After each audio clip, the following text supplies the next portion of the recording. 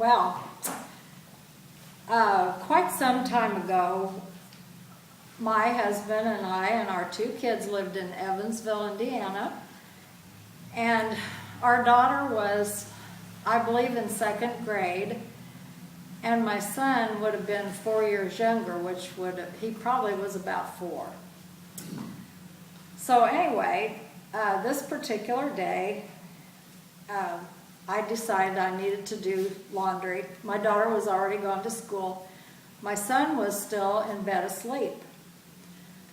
So our laundry was out in the garage, and it was a cold day. So I put on my warm fuzzy robe and my slippers, my fuzzy slippers of course, over my PJs, and I went out to do laundry. I put the laundry in the washer and everything, got ready to go back in the house, tried the door. It was locked. Oh my goodness, what was I going to do? And here Tom was inside the house with no mother there. What was he going to get into if he woke up? And you might know my husband was out of town.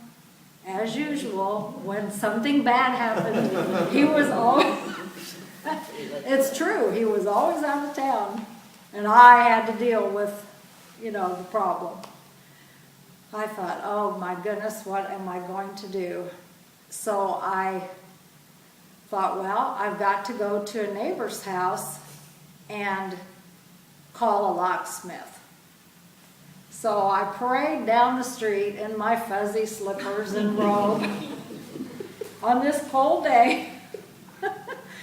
And of course, most of the neighbors weren't home because they were at work.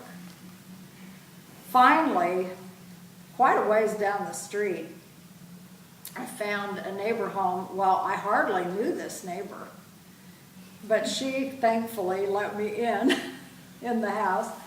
And we called the locksmith. And so, the locksmith came, and of course I was still worried about Tom being in the house. But the locksmith came, got me into the house. And as I recall, Tom was just barely waking up and didn't get into any trouble, thank goodness. I mean, he could have gotten into the fridge trying to get his own breakfast. I mean, who knows, looking for his mother everywhere,